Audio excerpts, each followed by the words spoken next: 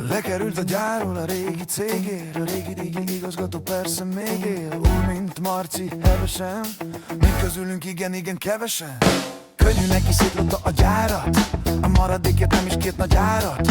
A nyugati tőke mindent felszabál, a bizniszen a vezér megint jól kaszál. Közben akkora tuskó, hogy magától hasad, ütni kéne, mint az izzó vasat. Csak az a fájó az egészben, hogy annyi lóvé van a zsebében, hogy megvesz minket kilóra. És hidd el nekem tesó, ez nem piskóta, ez nem. Azt is tudta, mikor kell olajra lépni. Befigyelt egy laza nyugdíj, szerinted mennyi? Kicsit több, mint a jövedelem pótló, de ritka nálunk, mint a fehér holló. Vagy mégsem? Ezt nem értem, ezért kérdem, ki az érdem? Olyankor a tuskó, hogy magától hasad, ütni kéne, mint az izzó vasat. Csak az a fájó az egészben, hogy annyi lóvé van a zsebében, hogy megvesz minket kilóra. És hidd el nekem tesó, ez nem piskóta, ez nem.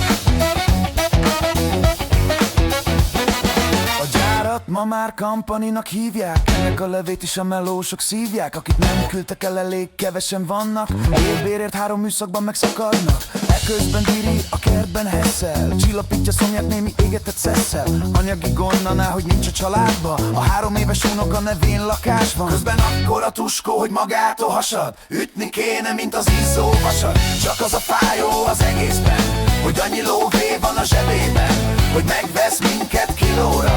És hidd el nekem tesó, ez nem piskóta, ez nem.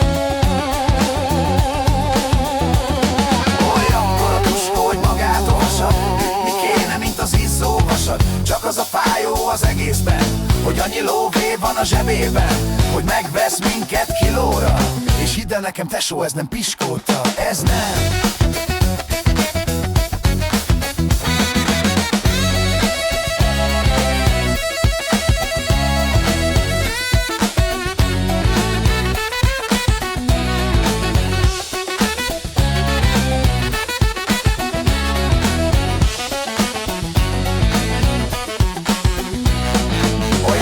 Tuskó, hogy magától hasad, ütni kéne, mint az izzó vasat. Csak az a fájó az egészben, hogy annyi lóvé van a zsebében, hogy megvesz minket kilóra.